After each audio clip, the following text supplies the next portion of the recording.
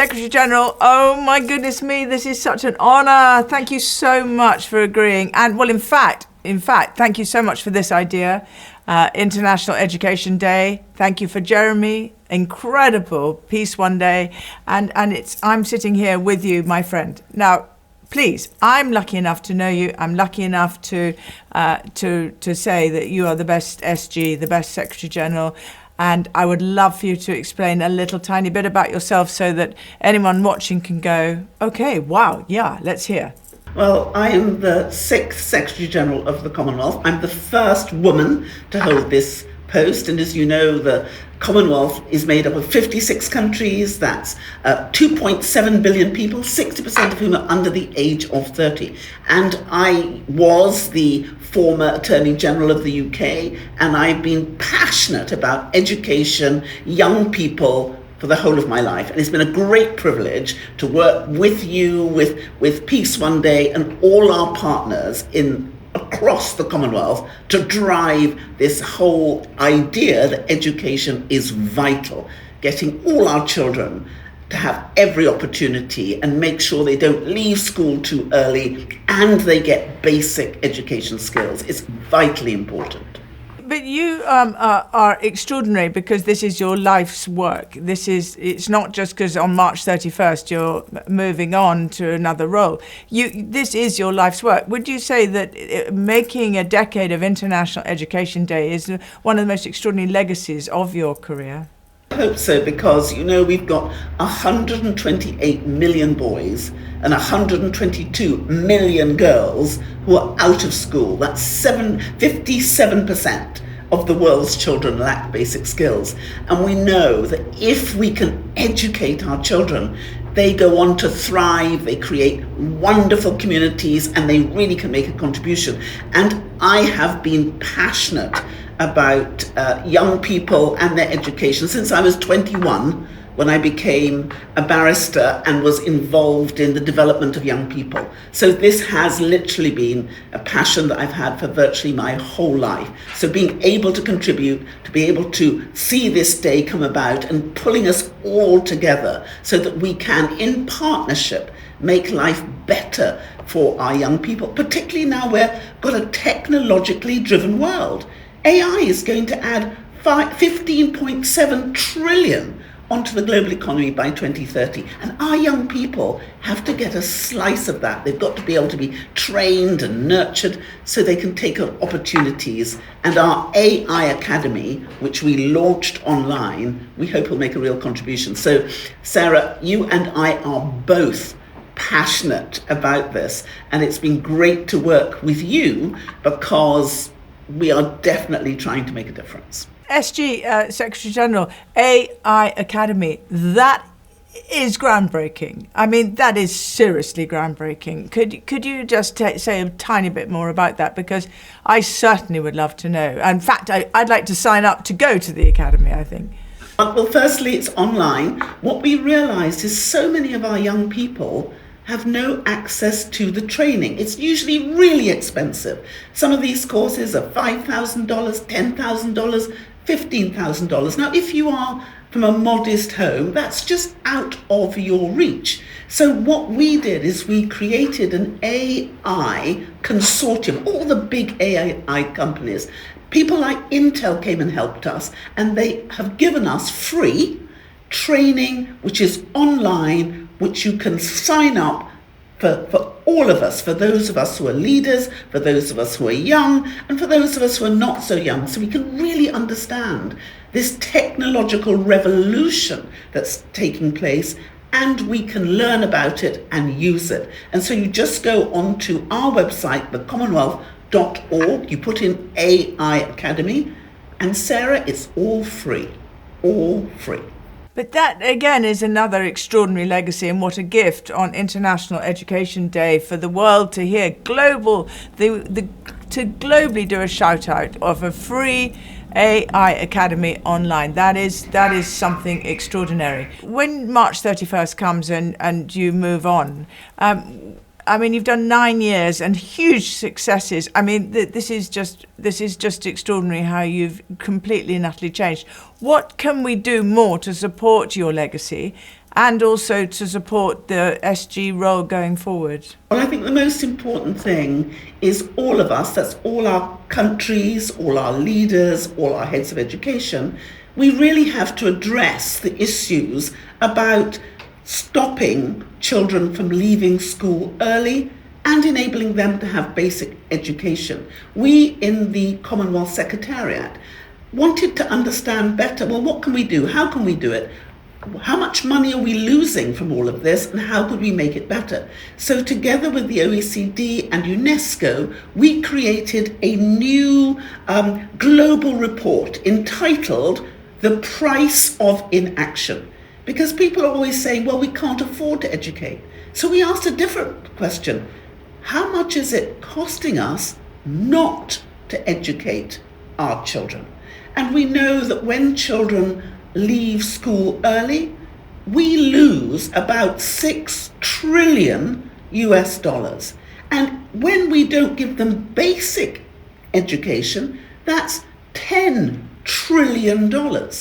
And if you think about the whole economy of Japan and France, that's about 10 trillion. So two of the biggest countries economically, we are losing by failing to educate our children and giving them the things that they need. So this report is a big shout out to say there are things we can do, both in policy, both in application. And what's been brilliant in the Commonwealth is all our education ministers meet regularly and they swap ideas. What works, what doesn't work. And this opportunity to use technology means that the brightest and the best and the most exciting educators can teach all of us, because we can now do it online. We can now have interactive technology which enables our young people, our children, to get the best education. So my real hope is we will look at the report, we will understand that we can spend the money better. It's not about spending more money necessarily, it's about spending it smarter and understanding if we invest in our children, if we invest in their education, if we nurture them, then economically we're going to get trillions back. We'll save money and we'll make money.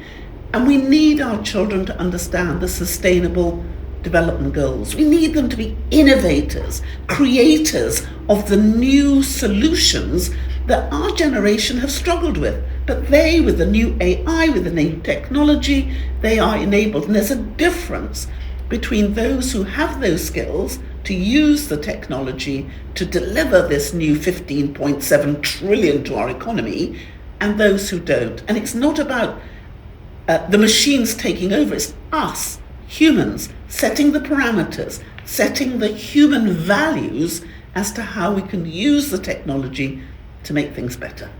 So if you're listening, anyone's listening to your speaking right this very second, I know we talked about the AI Academy, but how does anyone get to find out those solutions? Where do they go online to? Well, I think they can go online, they can look at our global report, because that has masses of information and it presents for the first time the private, fiscal and social costs of children leaving school early and not achieving basic skills. And these costs are borne by all of us, individuals, governments and society. And we can't afford to let our children down in this way. So the report sets out how our governments, how our partners need to increase urgently the investment in education to ensure that all our girls, all our boys complete a full cycle of basic education by 2030. But I'd also say,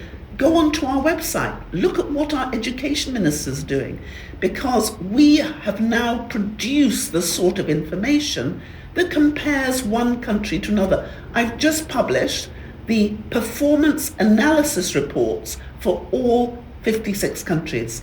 And you can look at what they're doing, how they're doing it, and what difference they can make. And why I've been so delighted about the Commonwealth is our education ministers not only work together and like each other, but they share information. They share what works and what doesn't work, and they're saving bucket loads of money and making things better because they're collaborating. So what I would say is, don't compete against each other, collaborate with each other, because the goal that we want is to end deprivation in education for our children. And that's a joint goal for all of us. And if we pool our knowledge, our expertise, and put the determination and power behind it, there's nothing we cannot do. And we can make things so much better, because education is pivotal to ensuring that technological advancements, particularly AI, enhance human abilities rather than replace it. So there's a lot for us to do, and it's really exciting to see what's possible if we pool our expertise. The great news about this wonderful, wonderful you, that wonderful SG that you are, is you make it so incredibly clear. You just make it easy to understand. You make it easy to understand the solutions. Love the idea of collaboration, no competition. And I just one more quick question before you go, because I know time's up. Is this youth impact? I know you're absolutely tirelessly a supporter of youth impact and listening to young people. Is there a mini SG within the Secretary General's office who is a mini SG and a person that really is a very young person championing you, supporting you? You know, we created the Commonwealth Youth Council, and they are fabulous because they're 60% and they are the greatest advocates. So I would ask all the young people, please look at our youth network, join, think about all the opportunities we have, because I know that you have felt the same as I. When we go out and we see that they are our inspiration, innovators, creators, and they have the solutions, if we listen to them, if we enable them, if we make sure that they are always at the table, not just on the menu. And this is a really important thing, because they are fabulous. And I was really proud, because as I left Samoa, in fact, they made me cry, because they created a video of what they, together with all of us here in the Secretariat, have done through the last 9 years. And they called me their champion, their advocate, and their mentor. And they gave me this plaque, which I will treasure forever, because our young people are just brilliant. And so I would say, believe in them, listen to them, and then help them. And are we going to be able to see that video if we go online to see the 9 years of your extraordinary reign?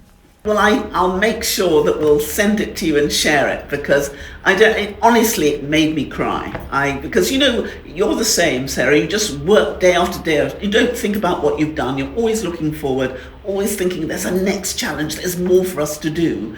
And when someone gives you captures what you've done, it's quite a shock.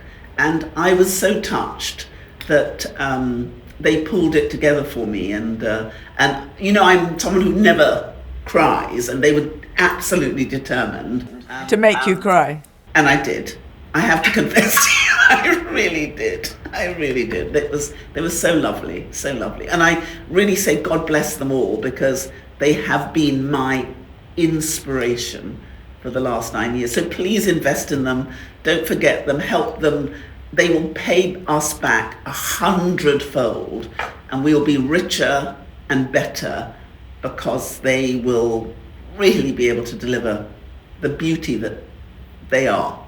Well, you know, I always think you're a firefly. You lead the way, you guide the way, and you show the journey ahead. And you've certainly done that. And an extraordinary opportunity for me. Thank you, Jeremy, from Peace One Day. Thank you so much to the team at the SG's office. They're brilliant here. My team are wonderful. Yeah, we love them. They're just incredible. But you're only as good as the leader. And SG, you're my friend, I know, and I just adore you. But thank you on behalf of the Global Reach for International Education Day for being your extraordinary leader that you are. Lots and lots of love. And thank you, Sarah, for walking with us. Thank you. Always. God bless you. God bless.